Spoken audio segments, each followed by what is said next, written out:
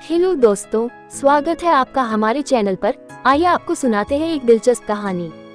मेरी मौसी बहुत खूबसूरत और नवजवान थी। वो अपने घर में अकेली रहती थी और मुझे अक्सर अपने पास बुला लेती ताकि उनकी तन्हाई दूर हो सके। मुझे भी उनके पास जाना अच्छा लगता था और हम दोनों कुछ हसीन लम्हे साथ बिताते थे। एक दिन मौसी ने मुझे अपने घर बुलाया। मैं खुशी खुशी मौसी के घर चला गया। जब मैं वहां पहुंचा, मौसी वॉशरूम से नहाकर बाहर आ रही थी। जैसे ही मैंने मौसी को देखा, मेरे होश उड़ गए। मौसी वाकई बहुत खूबसूरत थी। ऐसा बिल्कुल नहीं लगता था कि वह एक शादीशुदा औरत है।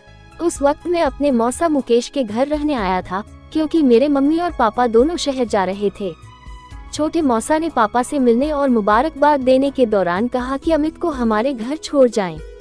पापा ने बहुत मना किया कि अब मैं बड़ा हो गया हूँ और अपना ख्याल रख सकता हूँ, लेकिन मौसा नहीं माने। उन्होंने पापा को राजी कर लिया और मेरी दिल की ख्वाहिश पूरी हो गई। मेरे पास हमारे पुराने घर की चाबी थी जो खाली पड़ा हुआ था और मैं उसे अपने मकसद के लिए भरपूर इस्तेमाल करता था। मौसी की शादी मेरे मौसा से लगभग 5 साल पहले हुई थी। उस वक्त मैं 15 साल का था। तब भी मौसी को देखकर मुझे बहुत अच्छा लगता था, क्योंकि वह न सिर्फ खूबसूरत थी बल्कि भरपूर जिस्म की मालकिन थी। मौसा और मौसी की जोड़ी मिसाल थी। शादी के बाद मौसी का बदन और भी दिलकश हो गया था।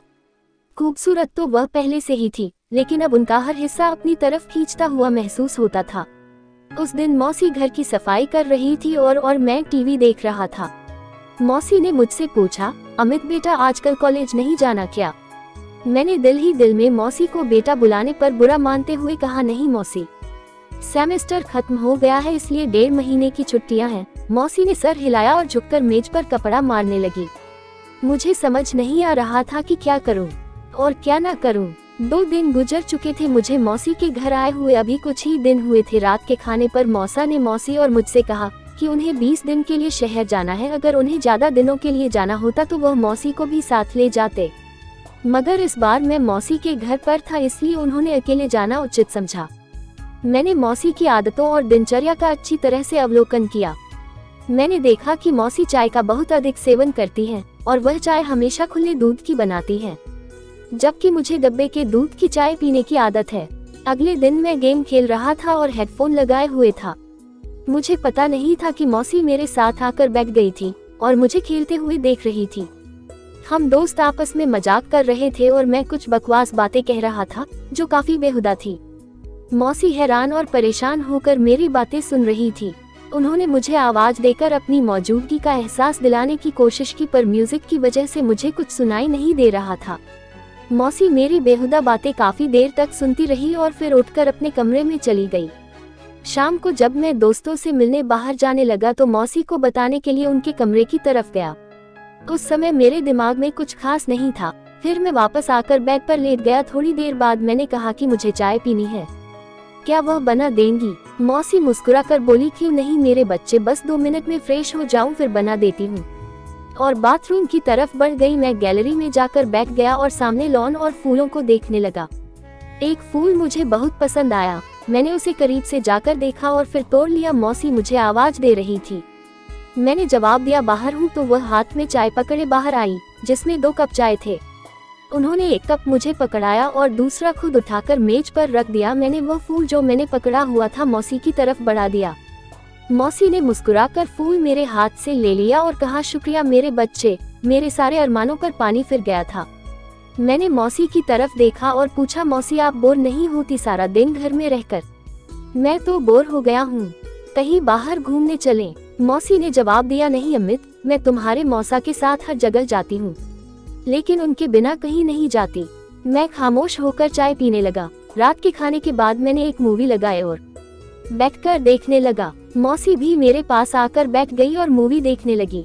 जब मौसी ने देखा कि मूवी में वही बकवास हो रही है जो मैं दोपहर को गेम खेलते वक्त कर रहा था, तो उन्होंने कहा, अच्छा जी, सारी गालियाँ और बकवास तुमने यहाँ से सीखी है? ये तो बहुत गंदी बात है, तुम बहुत बेहुदा जुबान इस्तेमाल करते हो। शर्म से मेरे पसीने छूट गए।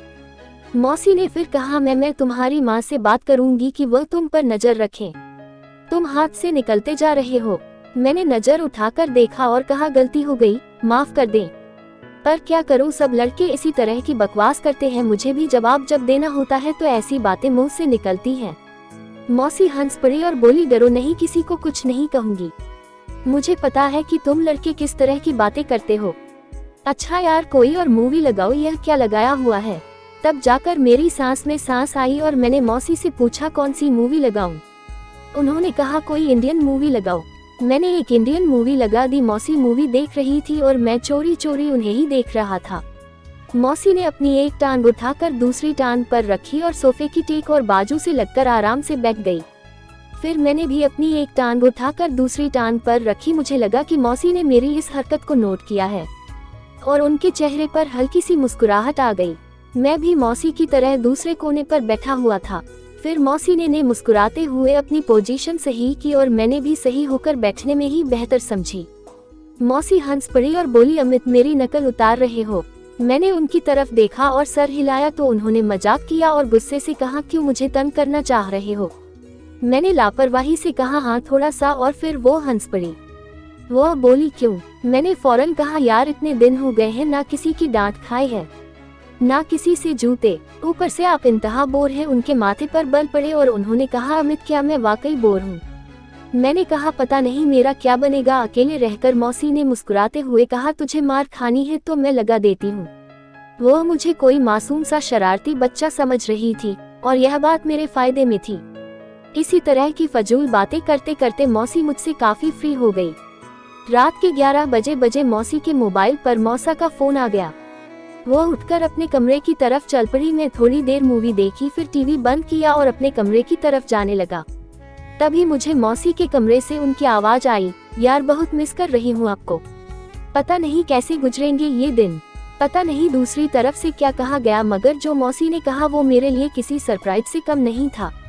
सुबह मैं जल्दी उठा और फ्रेश होकर किचन की तरफ बढ़ गया। किचन में कोई नहीं था। मैंने मौसी के कमरे की तरफ जाकर देखा तो दरवाजा बंद था, यानी मौसी सो रही थी। मैंने किचन में जाकर अपने लिए चाय बनाई और फिर कुछ स्लाइस गर्म करके मेज पर बैठकर नाश्ता करने लगा। मैं नाश्ता कर रहा था तभी मौसी के कमरे का दरवाजा खुला और वह बाहर निकली। मुझे देखकर थोड़ा सा शर्मिंदा होते हुए बोली, रात को नींद नहीं आई, बहुत देर से सोई, इसलिए सुबह जल्दी नहीं उठ सकी। मैंने मुस्कुरा कर कहा, कोई बात नहीं, आपने नाश्ता करना है ना, चले आज आपका नाश्ता मैं बना देता हूँ। वो बोली, तुम और नाश्ता, वाह क्या बात है। मैंने कहा, फ्रेश होकर आए, मैं नाश्ता बना देता हूँ, और मुड़कर किचन की तरफ जाने लगा। मौसी ने मुझे देखा और कुर्सी पर बैठ गई। मैं उनकी कुर्सी के पीछे गया और कहा, मौसी आपका नाश्ता और चाय उनके सामने रख दी। मौसी मेरी तरफ देखकर मुस्कुरा रही थी। उन्होंने मेरे सर पर हाथ फेरा और मेरे बालों को खराब कर दिया। फिर कहा, वाह बहुत अक्लमंद हो। मैंने मौसी का हाथ पकड़ लिया जो मेरे सर पर था और कहा, यार मेरा स्टाइल खराब कर दिया। मौसी ने मेरे गाल पर हल्का सा थप्पड़ मारा और कहा, कुछ खराब नहीं हुआ, आराम से बैठो और नाश्ता करो। मौसी ने नाश्ता किया और फिर कहा, अमित बहुत शुक्रिया, चलो पक्की दोस्ती करते हैं। आज बहुत दिनों बाद मैं इस तरह हंसी हूँ और इतना अच्छा नाश्ता किया है। शुक्रिया, मैंने मुंह बनाकर कहा। तो क्या हुआ, मैं आपका दोस्त नहीं हूँ? मौसी ने मेरे गाल पर चुटकी काटी और कहा, दोस्त हो पर कच्चे वाले, आज पक्की वाली दोस्ती कर लो। मैंने अपने गाल मसलते हुए कहा, यार एक तो ये बहुत गंदी आदत होती है आप आंटियों की, गाल ही लाल कर देती हैं। मौसी हंसने लगी और दोनों हाथों को मेरे कानों की तरफ बढ़ाया तो मैंने दौड़ लगा दी। मौसी हंसते हुए मेरे पीछे दौड़ पड़ी और कहा, रोक लगाती हूँ तुझे। मौसी रुक गई और मैं अपनी कमर पर हाथ रखकर सांस लेते हुए कहा, ठीक है। फिर वह सामने पड़ी कुर्सी पर बैठ गई। मैं उनके पास गया और कहा, क्या हुआ मौसी? वो एकदम खड़ी हो गई और मेरे दोनों कान पर चुटकी काट ली और हंसने लगी। मैंने रोने वाली शक्ल बनाते हुए कहा, कोई प्यार की उम्मीद नहीं आपसे, आप तो बहुत बेरहम हो। मौसी ने हंसते हुए मुझे देखा और जहां मुझे चुटकी काटी थी वहां प्यार से सहलाते हुए कहा, यार सॉरी। मौसी मुझसे अलग हुई और कहा, अच्छा मैं चेंज करके आती हूँ, फिर वह सामान लाना है, आते हैं मार्केट से। मैंने कहा, ओके, मैं भी चेंज कर लूँ, शायद कोई लड़की पसंद कर ले और मेरी भी मौज हो जाए। मौसी मुस्कुराते हुए एक थप्पड़ मेरी कमर पर मारा और कहा, बाज आ जाओ अमित। मैंने हैरानी से कहा, किस चीज से बोली? अपनी तूफानी हरकतों से। मैंने कहा, यार जिंदगी में थोड़ा रंग भी होना चाहिए, वरना तो सारी उम्र आप मुझे किसी काम का नहीं छोड़े। मौसी को पहले मेरी बात की समझ नहीं लगी, मगर जब लगी तो अपने पाँव से जूती उतारते हुए कहने लगी। शर्म कर मैं हंसता हुआ अपने कमरे में घुस गया। थोड़ी देर बाद मैं कमरे से बाहर आया और सोफे पर बैठकर टीवी देखने लगा। थोड़ी ही देर में मौसी भी बाहर आ गई। जब वह बाहर निकली तो मेरी सांसें थम सी गई। सफेद कमीज और जीन्स में मौसी को देखकर मैंने कहा, क्या इरादा है मैडम जी का? मौसी ने पहले अपने आप को देखा और फिर मुझे हैरानी से देखते हुए कहा, क्यों, क्या हुआ? मैंने दिल पर हाथ रखते हुए कहा, मैडम बाहर लोग आज गश खाकर गिरने वाले हैं। मौसी मुस्कुराते हुए बोली, क्या बकवास कर रहे हो? जब उन्होंने मुझे चलने के लिए कहा तो मैंने मौसी की तरफ इशारा करते हुए कहा, माना कि आपके दीवाने शहर में 1000 होंगे, पर इतनी सुबह दुकान कौन खोलेगा? मौसी को अपनी गलती का एहसास हो गया और बोली, ठीक कह रहे हो। मैंने कहा, मैडम जब आप बाहर निकलती होंगी तो लोग आपको ही देखते होंगे ना, अपना काम कौन देखता होगा? मौसी मुस्कुराते हुए बोली, अमित यार शर्म कर, मैं तेरी मौसी हूँ। मैंने भी सिर झुकाकर कहा, ओके मौसी जान। वो हंस पड़ी और मेरे पास बैठते हुए बोली, बाज नहीं आओगे फ्लर्ट करने से? मैंने उनकी तरफ देखे बिना कहा, कौन बदकिस्मत आपसे फ्लर्ट करना चाहता है? मौसी मुस्कुराते हुए बोली, तौबा है यार। थोड़ी देर की खामोशी के बाद मौसी मेरे करीब आई और बोली, सच में तेरी कोई गर्लफ्रेंड नहीं है? मैंने उनकी तरफ देखा और कहा, कोई आप जैसी मिली नहीं, वरना उसे गर्लफ्रेंड क्या अपनी लाइफ पार्टनर बना लेता, चाहे पापा से चित्रोली करवानी पड़ती। मौसी मुस्कुराते हुए बोली, मैं अच्छी लगती हूँ आपको? मैंने फिर किसी मासूम आशिक की तरह सिर झुकाकर हल्के से कहा, बहुत ज्यादा। मौसी हंस पड़ी और बोली, तू बाज नहीं आएगा? फिर मौसी ने कहा, जरा दूध ले आओ, खत्म हो गया है। मैंने सिर हिलाया और मार्केट की तरफ चला गया। वापस आकर दूध के बर्तन को फ्रीज में रखा और मौसी को बताने उनके कमरे में गया, पर सामने जो मंजर था वह पागल कर देने के लिए काफी था। मौसी शायद नहाकर निकली थी और यह वक्त कहर बरसा रही थी। मेरी हालत ऐसी हो गई कि टांगों में जान ही ना रही। मैं पलटने ही वाला था कि मौसी ने आवाज देकर पूछा, ले आए हो दूध? मेरे हलक से जैसे आवाज ही नहीं निकल रही थी। मैंने सर हिलाया तो मौसी आहिस्ता आहिस्ता कदमों से चलती हुई मेरी तरफ आई और मेरे चेहरे के नीचे हाथ रखकर पूछा, क्या हुआ? मैंने चेहरा ऊपर उठाया और उनकी आंखों में देखते हुए कहा, कुछ नहीं मौसी। मौसी ने मेरी आंखों में देखा और कहा, अमित सच सच बताओ, मेरा इस तरह तुम्हारे सामने आना अच्छा है क्या? मैंने सर हिलाया और दोबारा सर झुका कर कहा, अगर आपको लग रहा है कि मैं आपकी तरफ आकर्षित हो रहा हूँ तो आप गलत हैं। माना कि आपका जिस्म आपकी मोहब्बत के इजहार का जरिया है, लेकिन यही सब कुछ नहीं है। मौसी ने एक लंबा सांस लिया और मुझे इस तरह देखा जैसे मैं दीवाना हूँ। फिर मैंने दोबारा सर उठाया और कहा, पर मैं ये भी नहीं चाहता कि आप थोड़ी देर के लिए मुझे अपनाएं और फिर जिंदगी भर के लिए मुझे अपने दीदार से महरूम कर दें।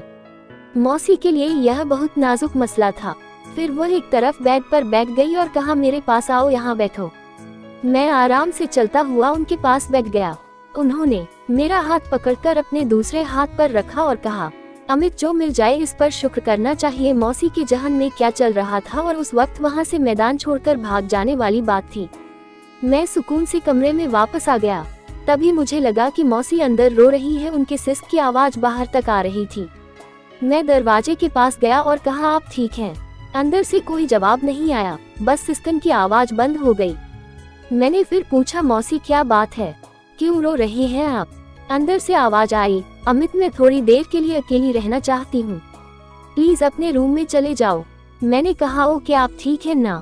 तो मौसी ने कहा, हाँ मैं ठीक हूँ। मुझे कुछ समझ नहीं आ रहा था कि आगे क्या करना है। मैं जल्दी से वापस आ गया। कुछ देर बाद मौसी भी फ्रेश होकर बाहर आई और मुझसे माफी मांगने लगी। उस दिन के बाद से मैंने मौसी का बहुत ज्यादा ख्याल रखना शुरू कर दिया, क्योंकि वह बहुत ज्यादा तन्हाई का शिकार हो गई थी। मैंने मौसा को भी फोन करके वापस घर बुला लिया। मौसी क्योंकि जवान और हसीन औरत थी, इसलिए वह अपनी तन्हाई को मिटाने के लिए बहुत ज्यादा तरस गई थी। लेकिन शुक्र है कि हमारे बीच किसी भी तरह का गलत ताल्लुक नहीं बना। कुछ दिन मैंने और मौसी के घर में गुजारे, फिर मेरे मम्मी पापा घर वापस आ गए और मैं अपने घर लौट आया।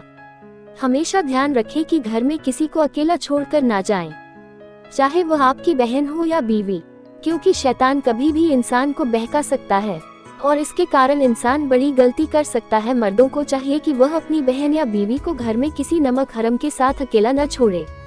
दोस्तों प्लीज वीडियो को लाइक करें और चैनल को सब्सक्राइब करें। धन्यवाद।